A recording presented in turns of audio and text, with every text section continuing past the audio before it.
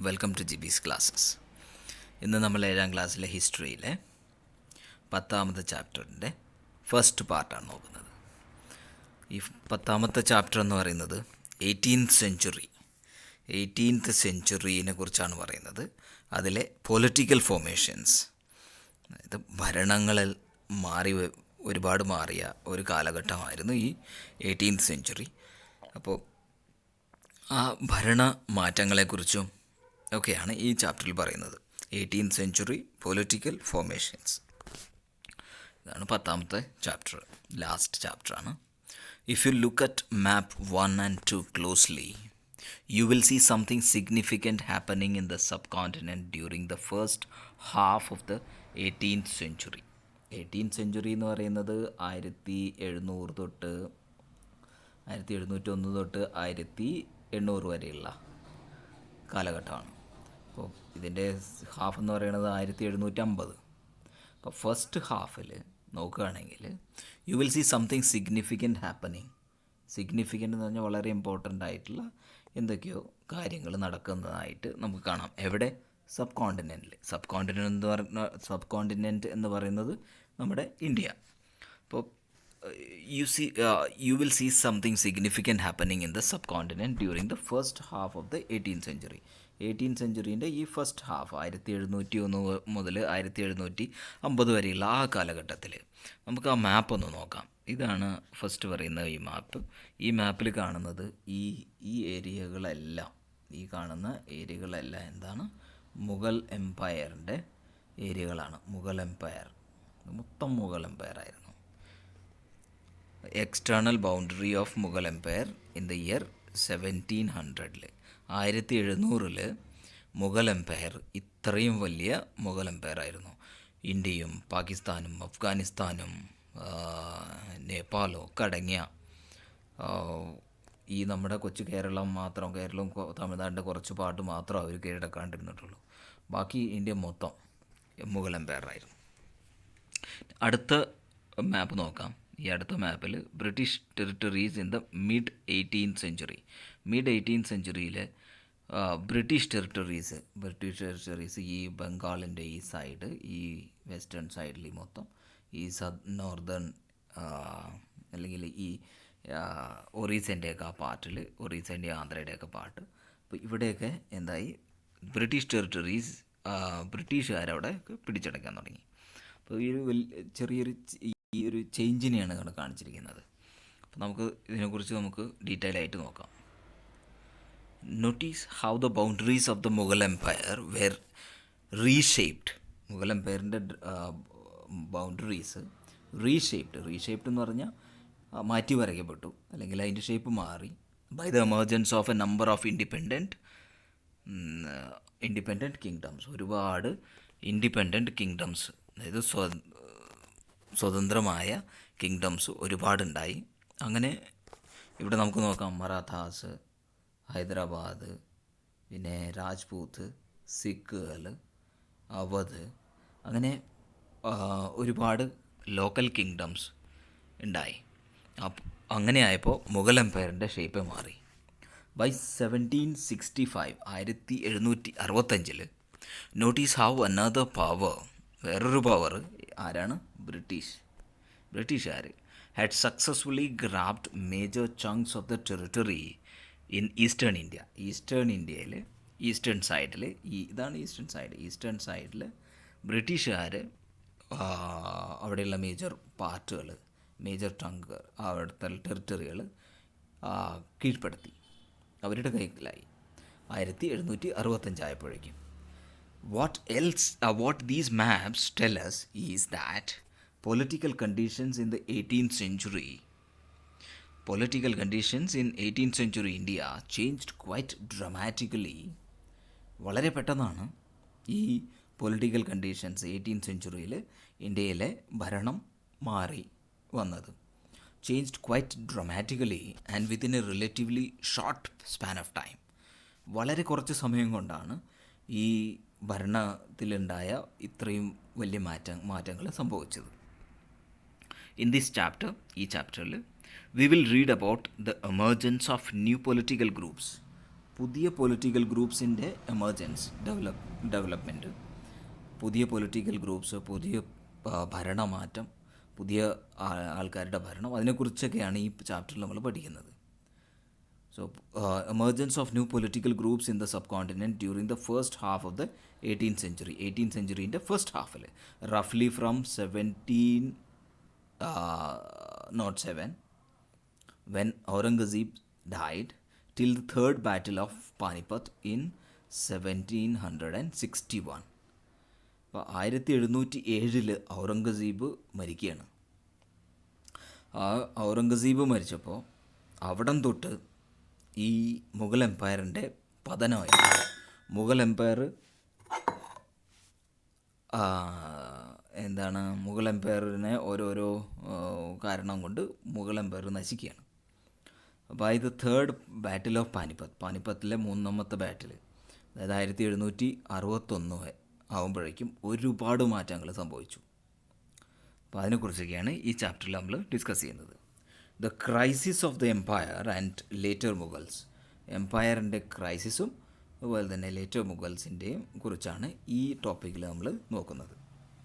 In chapter 4, you saw how Mughal Empire reached the height of its success and started facing a variety of crises towards the closing years of the 17th century. 17th centuryൻ്റെ അവസാനമായപ്പോഴേക്കും ഒരുപാട് crisis, ഒരുപാട് പ്രശ്നങ്ങൾ അവർക്കുണ്ടായി. അതുപോലെ തന്നെ അതിനു മുമ്പ് you saw the Mughal empire reach the height of it സക്സസിൻ്റെ അതിൻ്റെ ഹൈറ്റിലെത്തി, ഏറ്റവും കൂടുതൽ സക്സസ്സിലോട്ട് എത്തുന്നതും ഏറ്റവും കൂടുതൽ ഏരിയ പിടിച്ചടക്കുന്നതൊക്കെ കണ്ടു. And started phasing A variety of crisis. എന്നിട്ട് അവസാനമായപ്പോഴേക്കും ഈ 17th centuryൻ്റെ അവസാനമായപ്പോഴേക്കും ഒരുപാട് പ്രശ്നങ്ങൾ അവർ നേരിടുന്നതായിട്ട് നമ്മൾ കണ്ടു. These were caused by a number of factors. ഒരുപാട് കാരണങ്ങളുണ്ട് അതിന്. Emperor Aurangzeb had depleted the military and financial resources of his empire by fighting a long war in the Deccan. ഡെക്കാനിൽ ഒരുപാട് കാലം ഈ ഔറംഗസീബ് ഫൈറ്റ് ചെയ്തു, ഈ ഡെക്കാൻ പിടിച്ചടക്കാൻ വേണ്ടിയിട്ട്. അപ്പോൾ അങ്ങനെ ഫൈറ്റ് ചെയ്ത് എന്തു പറ്റി? മിലിറ്ററി എല്ലാം നശിച്ചു, അവരെ പട്ടാളക്കാരെല്ലാം മരിച്ചു കൊണ്ടുപോയി, അവരെ പട്ടാളക്കാരുടെ സംഖ്യ കുറഞ്ഞു. അതുപോലെ തന്നെ ഫിനാൻഷ്യൽ റിസോഴ്സസ്, അവരുടെ പണവും മറ്റുള്ള സാധനങ്ങളെല്ലാം തീർന്നു. അങ്ങനെ അതൊരു കാരണമാണ്, അതൊരു മെയിൻ കാരണമാണ്. എംപറർ ഔറംഗസീബ് ഡിപ്ലീറ്റ് ചെയ്യുക എന്ന് പറഞ്ഞാൽ തീർത്തു. മിലിറ്ററി റിസോഴ്സസും ഫിനാൻഷ്യൽ റിസോഴ്സസും പൈസയും ഒക്കെ തീർത്തു കളഞ്ഞു. എങ്ങനെ? ഡെക്കാനിൽ ഫൈറ്റ് ചെയ്തു. ഇതാണ് ഡെക്കാൻ ഏരിയ. ഈ ഡെക്കാനിൽ ഇവിടെ പിടിച്ചടക്കാൻ വേണ്ടിയിട്ട് ഈ മഹാരാഷ്ട്ര, ആന്ധ്രാപ്രദേശ്, ഈ ഡെക്കാൻ ഏരിയ പിടിച്ചടക്കാനായിട്ട് ഒരുപാട് റിസോഴ്സസ് പട്ടാളക്കാരെല്ലാം മരിച്ചുപോയി. അണ്ടർ ഹിസ് സക്സസേഴ്സ്, അത് കഴിഞ്ഞ് വന്ന ആൾക്കാർ എന്ത് ചെയ്തു? The efficiency of the imperial administration broke down. അങ്ങനെ അവരുടെ ക്ഷമത ഇല്ലാണ്ട് വലിയ ഈ ഔറംഗസീബ് കഴിഞ്ഞു വന്ന ആൾക്കാർക്ക് വലിയ കഴിവുണ്ടായിരുന്നില്ല. It became increasingly difficult for later Mughal emperors to keep a check on their powerful mansabdars. അപ്പോൾ ഈ രാജാവിൻ്റെ താഴെ അതിൻ്റെ കീഴിലായിട്ട് ഒരുപാട് മൻസബ്ദാറുണ്ട്. ഓരോരോ റീജിയൻ ഓരോരുത്തർക്ക് കൊടുത്തിട്ട് അവരാണ് അവിടെ ഭരിക്കുന്നത്. മൻസബ്ദാർ ആ സമയമായപ്പോഴേക്കും ഒരുപാട് പവർഫുള്ളായി. But increasingly difficult for later Mughals. അപ്പോൾ ഔറംഗസീബൊക്കെ കഴിഞ്ഞ് വന്ന ആൾക്കാർ, ആ മുഗൾ എംപറേഴ്സ്, അവർക്ക് ഈ മൻസബ്ദാർ, ഈ പവർഫുള്ളായ മൻസബ്ദാറിനെ കൺട്രോൾ ചെയ്യുക ഭയങ്കര ഡിഫിക്കൽട്ടായി മാറി. അവരെ കൺട്രോൾ ചെയ്യാൻ, അവരെ ചെക്ക് ചെയ്യലും ഒന്നും ഈ മുഗൾ എംപറർമാർക്ക് ചെയ്യാൻ പറ്റുന്നുണ്ടായിരുന്നില്ല. നോബിൾസ് അപ്പോയിൻറ്റഡ് ആസ് ഗവർണേഴ്സ്, സൂബാദാർ അല്ലെങ്കിൽ ഗവർണറായി അപ്പോയിൻ്റ് ചെയ്ത വലിയ അവിടുത്തെ നോബിൾസ് ഈ രാജാവിൻ്റെ ആൾക്കാർ തന്നെയാണ്. often controlled the offices of revenue and military administration as well.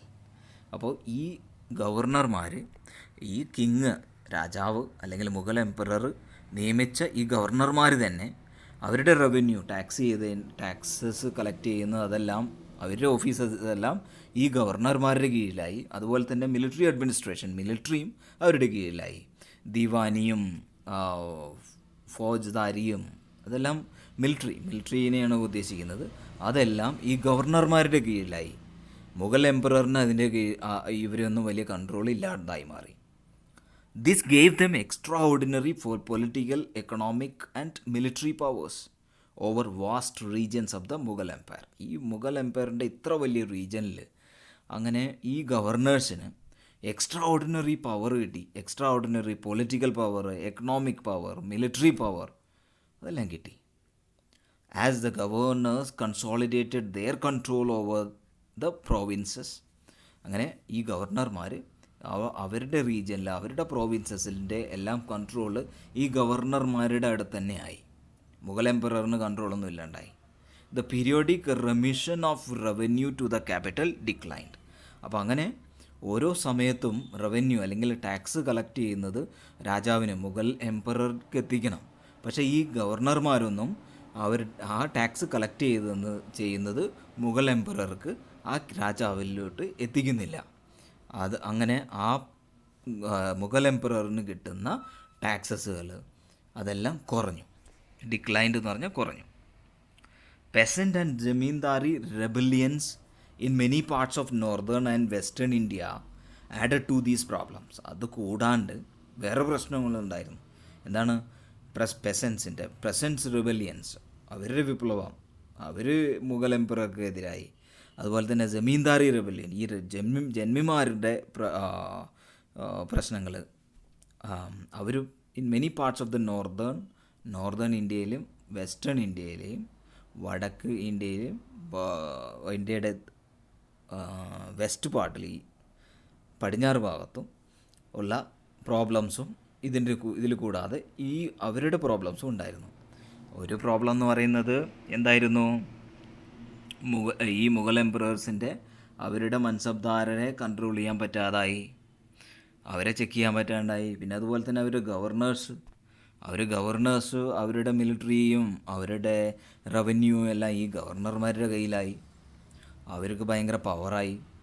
പിന്നെ അതുപോലെ തന്നെ അവരുടെ ഏരിയ എല്ലാം ഈ ഗവർണർമാരുടെ കയ്യിലായി. ഗവർണർമാർ രാജാവിന്, മുഗൾ എംപററിന് ടാക്സ് കൊടുക്കാതായി. അതുപോലെ തന്നെ ഈ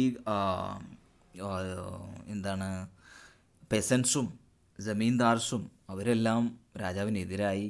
അങ്ങനെ ഒരുപാട് പ്രശ്നങ്ങൾ. These revolts were sometimes caused by the pressure of mounting taxes കൂട്ടിക്കൊണ്ടിരുന്നു ഈ ഗവർണർമാരും സുബദാറും ഒക്കെ. അപ്പം അങ്ങനെ ടാക്സ് കൂടി വന്നു. പക്ഷേ രാജാവിന്, മുഗൾ എംപറർക്ക് ടാക്സ് ഒന്നും കിട്ടുന്നുമില്ല. അപ്പോൾ ടാക്സ് കൂടി വന്നതിൻ്റെ ആണ് ഈ കൃഷിക്കാർക്കും ജമീന്ദാറിനും ഒക്കെ പ്രശ്നം. At other times, they were attempts by powerful chieftains to consolidate their own positions. അതുപോലെ തന്നെ കുറേ തലവന്മാർ, ഈ രാജാവിൻ്റെ, മുഗൾ എംപററിൻ്റെ തലവന്മാരും അങ്ങനെ അവരുടെ പൊസിഷൻസ് വേണ്ടിയിട്ട് അവരും ഫൈറ്റ് ചെയ്യാൻ തുടങ്ങി. പിന്നെ Mughal authority had been challenged by rebellious groups in the past as well. Mughal അതോറിറ്റിയെ ചലഞ്ച് ചെയ്തുകൊണ്ട് റിബല്ലിയസ് ഗ്രൂപ്പ്സ് പണ്ടും ഇങ്ങനെയൊക്കെ ഉണ്ടായിരുന്നു. But these groups now able to seize the economic resources of the region to consolidate their positions. അപ്പോൾ ഇങ്ങനെയുള്ള ഗ്രൂപ്പുകൾ ഇപ്പോൾ എന്ത് പറ്റി? ഇപ്പോൾ അവിടെയുള്ള ടാക്സുകളൊന്നും കൊടുക്കാതെയും അവരുടെ കയ്യിൽ വെച്ചുകൊണ്ടും ഒക്കെ അവർ ആ റീജിയൻ്റെ മേളിൽ അവർക്ക് കൺട്രോള് ചെയ്യാൻ പറ്റുന്ന സ്ഥിതിയായി. പണ്ടും ഉണ്ടായിരുന്നു. പക്ഷേ അങ്ങനെ ഈ റിബലായിരുന്ന അല്ലെങ്കിൽ ഈ രാജാവിനെ എതിർക്കുന്ന ആൾക്കാർക്കൊന്നും പിടിച്ചു നിൽക്കാൻ പറ്റില്ലായിരുന്നു. പക്ഷേ ഇപ്പോൾ അങ്ങനെയല്ല.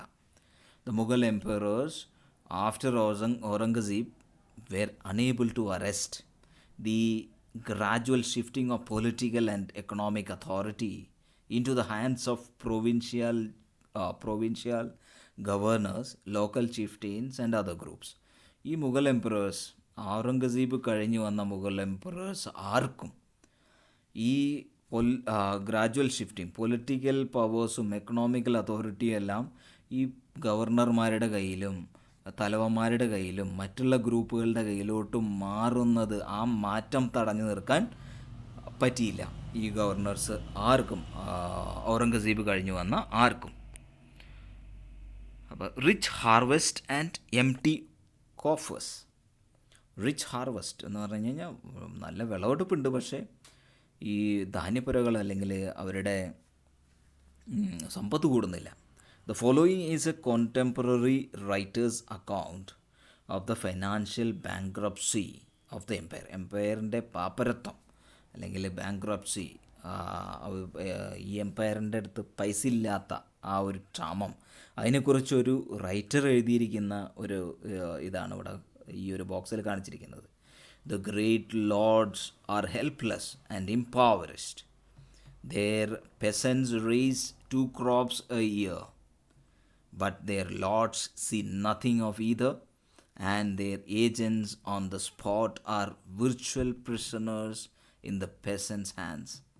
Like a peasant kept his creditor's house until he can pay his debt, so complete is the collapse of all order and administration that though the peasant reaps a harvest of gold, his lord does not see so much a wisp of straw. And how then can the lord kept armed forces he should? How can he pay the soldiers who should go before him when he goes out, or the horseman who should ride behind him? ഒരു എന്താണ്, നല്ല harvest കിട്ടുന്നുണ്ട്, പക്ഷേ രാജാവിൻ്റെ അടുത്ത് പൈസയൊന്നും ടാക്സുകളൊന്നും എത്തുന്നില്ല. രാജാവ് പാപ്പരായിക്കൊണ്ടിരിക്കുന്നു, അല്ലെങ്കിൽ മുഗൾ എംപയർ പാപ്പരായിക്കൊണ്ടിരിക്കുന്നു. അതിനെക്കുറിച്ചാണ് ഇവിടെ എഴുതിയിരിക്കുന്നത്.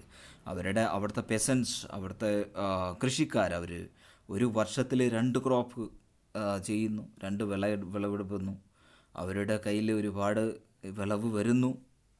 അപ്പോൾ പക്ഷേ അവരെന്ത് ചെയ്യുന്നില്ല, രാജാവിനെ, മുഗൾ എംപറർക്ക് അതിൻ്റെ ടാക്സുകൾ കൊടുക്കുന്നില്ല. അപ്പോൾ അങ്ങനെ ആയിക്കഴിഞ്ഞപ്പോൾ ഫുൾ ഓർഡറും അഡ്മിനിസ്ട്രേഷനും എല്ലാം ഫെയിലാവുന്നു. ഈ പെസൻസിന്, കൃഷിക്കാർക്ക് സ്വർണത്തിൻ്റെ ഹാർവെസ്റ്റ് നടക്കുന്നു, ഒരുപാട് ഹാർവെസ്റ്റ് നടക്കുന്നു. പക്ഷേ അവരുടെ ലോഡ് എന്ന് പറയുന്നത് രാജാവിനൊന്നും കാണാൻ കിട്ടുന്നില്ല, ഒരു വൈക്കോൽ തുരുമ്പ് പോലും കിട്ടുന്നില്ല.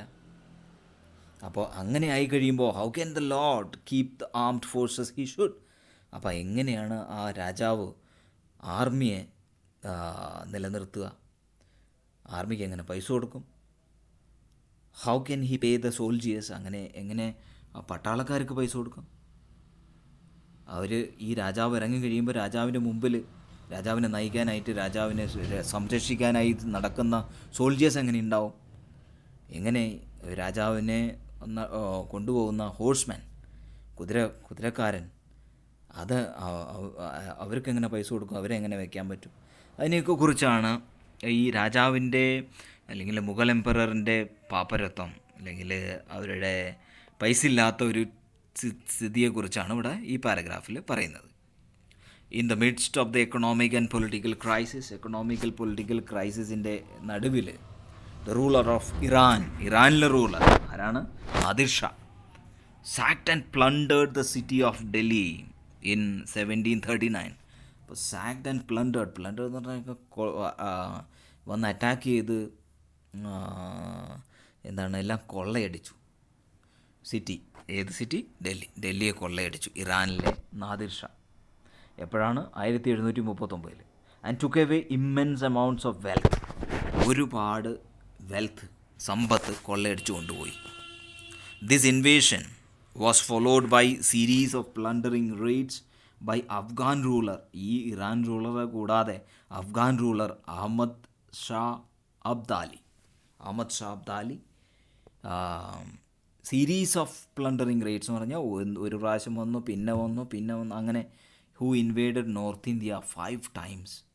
നോർത്ത് ഇന്ത്യയെ 5 പ്രാവശ്യം അവർ ഈ അഹമ്മദ് ഷാ അബ്ദാലി വന്ന് കൊള്ളയടിച്ചു കൊണ്ടുപോയി. ബിറ്റ്വീൻ 1748 ആൻഡ് 1761, 1748 മുതൽ 1761 ഈ കാലഘട്ടത്തിൽ 5 പ്രാവശ്യം വന്ന് ഇന്ത്യയെ കൊള്ളയടിച്ചു കൊണ്ടുപോയി.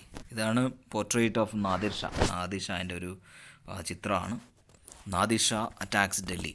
നാദിർ ഷാ ഡൽഹി അറ്റാക്ക് ചെയ്യുന്നതിൻ്റെ ഒരു ബോക്സിൽ കുറച്ച് ഡീറ്റെയിൽസ് കൊടുത്തിട്ടുണ്ട്. The devastation of Delhi after Nadir Shah's invasion was described by contemporary observers. ആ സമയത്തുള്ള ഒബ്സർവേഴ്സ് ഒബ്സർവ് ചെയ്ത് എഴുതി വെച്ചിരിക്കുന്നതാണ്. One describe the wealth looted from the Mughal treasury as follows. Mughal ട്രഷറിയിൽ നിന്ന് ഈ നാദിർ ഷാ കൊണ്ടുപോയ സമ്പത്തിനെ കുറിച്ചാണ് ഇവിടെ എഴുതിയിരിക്കുന്നത്. 60 lakhs ഓഫ് റുപ്പീസ്, ആ സമയത്ത് 60 ലക്ഷം രൂപ. ആൻഡ് സം 1000 ഗോൾഡ് കോയിൻസ്, കുറച്ച് ആയിരക്കണക്കിനുള്ള gold coins. Nearly 1 crore worth gold ware, അതായത് സ്വർണ്ണ ആഭരണങ്ങൾ 1 കോടിയിലോളം വരുന്ന ആ സമയത്തുള്ള ആഭരണം. Nearly 50 crores worth of jewels, ആഭരണങ്ങൾ 50 കോടി വരുന്ന ആഭരണങ്ങൾ.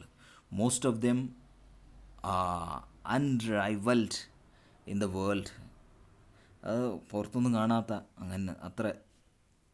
And above included a peacock throne, ഇത് കിരീടം വരെ അടിച്ചു മാറ്റിക്കൊണ്ടുപോയി. Another account described the invasion's impact upon Delhi. വേറൊരു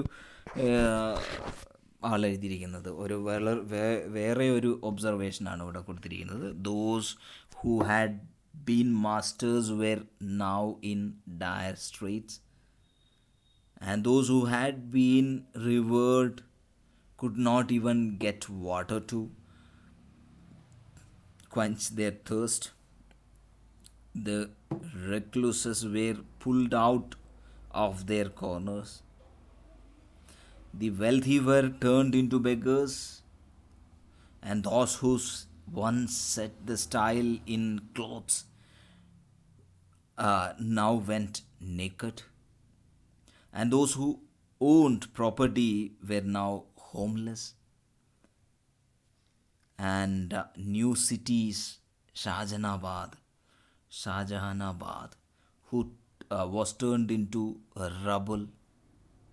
Nadir Shah then attacked the old quarters of the city and destroyed the whole world that existed there.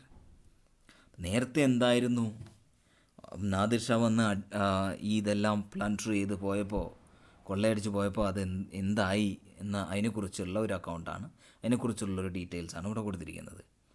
പണ്ട് മാസ്റ്ററായിരുന്നത് ഇപ്പോൾ ആരുമല്ല. അതുപോലെ തന്നെ പണ്ട് വലിയ ആൾക്കാരായിരുന്നത് അവർക്കിപ്പോൾ സെർവ് ചെയ്യാനായിട്ട് ഒരുപാട് ആൾക്കാരുണ്ടായിരുന്നു. എന്നാൽ പക്ഷേ ഇപ്പോൾ അവർക്ക് കുടിക്കാൻ, അവരുടെ ദാഹം മാറ്റാനുള്ള വെള്ളം പോലും കൊടുക്കാൻ ആരുമില്ല, അല്ലെങ്കിൽ അതുപോലും കിട്ടാനില്ല. പിന്നെ അതുപോലെ തന്നെ വെൽത്തി ആയിരുന്ന പലരും, നേരത്തെ ഉണ്ടായിരുന്ന സമ്പന്നരായവരും ഇപ്പം എന്തായി, ബെഗറായി മാറി, ഭിക്ഷക്കാരായി മാറി. ഈ തുണികളിൽ സ്റ്റൈല് വരുത്തിയിരുന്ന, സെറ്റ് ചെയ്തിരുന്ന ആൾക്കാരിപ്പോൾ അവർക്കിപ്പോൾ ധരിക്കാൻ പോലും തുണിയില്ലാതായി. And those who once set കഴിഞ്ഞു. പ്രോപ്പർട്ടി ഉണ്ടായിരുന്നവർ, സ്ഥലം ഉണ്ടായിരുന്നവരിപ്പോൾ ഹോംലെസ്സായി, വീട് പോലും ഇല്ലാണ്ടായി. അതെല്ലാം ഒരു റബലായി മാറി.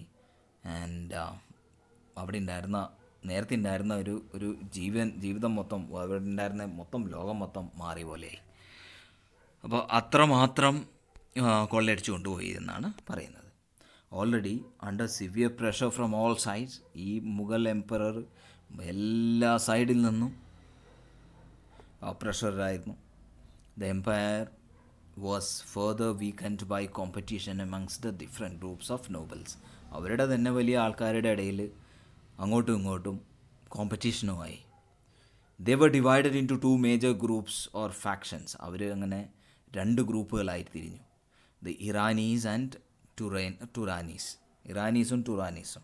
ടുറാനീസ് എന്ന് പറഞ്ഞാൽ the nobles of Turkish descent, തുർക്കികൾ. അപ്പോൾ ഇറാനീസും ടുറാനീസും ആയിട്ട് 2ആയിട്ട് മാറി.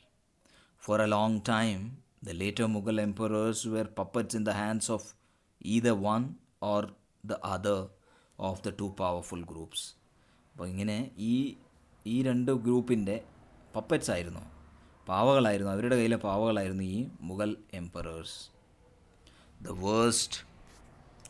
worst possible humiliation came when 2 Mughal emperors Farooq Siyar and Alamgir II were assassinated, and two others, Ahmad Shah and Shah Alam II, were blinded by their nobles.